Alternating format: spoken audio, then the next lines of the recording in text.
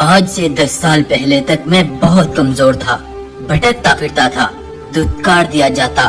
हर लड़ाई, हर जंग में मैं सिर्फ एक कायर साबित हुआ। फिर ऐसा क्या हुआ महाराज, जिससे आप में इतना बड़ा बदलाव?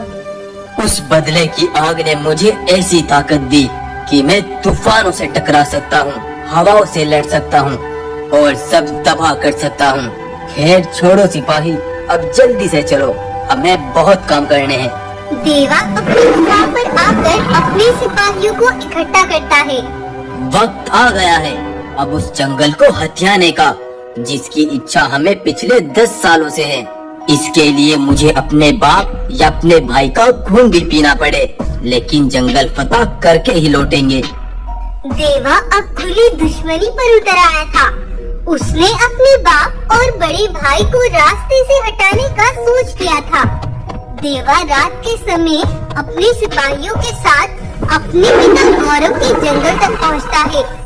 महाराज, गौरव के सिपाहियों की तादाद बहुत कम है, हम इनको आसानी से दबोच लेंगे। तो जाओ, देख क्या रहे हो, मार डालो सबको। देवा के सिपाही गौरव के सिपाहियों को एक बार में दबोच लेते हैं और उनको मौत की नींद सुलाकर आगे बढ़ते हैं। लेकिन इस शोर में गौरव की एक बड़ी सेना की आंख खुल जाती है। वो तादाद में भी ज्यादा थे। ये देख देवा अपने सिपाहियों को रोक लेता है। रुक जाओ सिपाहियों, गौरव की सेना तादाद में हमसे ज्यादा है, हमें अभी वापस लौटना होगा। हम एक बड़े प्लान के साथ फिर से वापस लौटेंगे।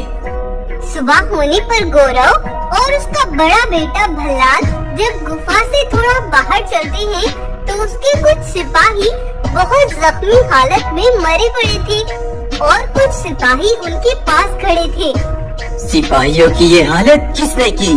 कौन है वो बुजदिल? महाराज, ये हमला रात में हुआ, बहुत चुपके से साजिश करके इन्हें मारा गया है। और जब तक हमारी आँख खुली और हम इन तक पहुँचे, तब तक दुश्मन यहाँ से फरार हो चुका था। महाराज, पिछले 30 सालों से जंगल पर राज कर रहा हूँ, आज तक किसी के मेरे जंगल पर उंगली उठाने की हिम्मत नहीं हुई। लेकिन कुछ घंटों में ही उसने मेरे जंगल के सिपाहियों को मारकर अपनी मौत को ललकारा है। वो जो भी है, 4 घंटे के अंदर उसका पता निकालो। हम उसे ऐसी मौत देंगे कि उसकी 7 पुश्तें भी याद रखेंगी। गौरव के सिपाही छानबीन के लिए जंगल में निकल पड़ते हैं और वो दुश्मनों के पैरों के निशान देखते देखते देवा के जंगल तक पहुंच जाते हैं।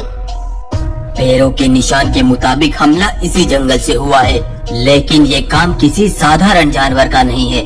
पता लगाओ कि इस जंगल का राजा कौन है। दुश्मन का पता लगाकर सिपाही महाराज गौरव की गुफा पर पहुंचते हैं। महाराज, बताते हुए भी अफसोस हो रहा है कि हमला करने वाला कोई और नहीं, बल्कि आपका छोटा बेटा देवा है और उसकी सबसे बड़ी कमजोरी उसकी माँ है। माँ? अच्छा, तो अगर एक बेटा बाप को मारने का दम रखता है, तो मैं भी उसकी माँ को मारने में बिल्कुल नहीं हिचकिचाऊंगा।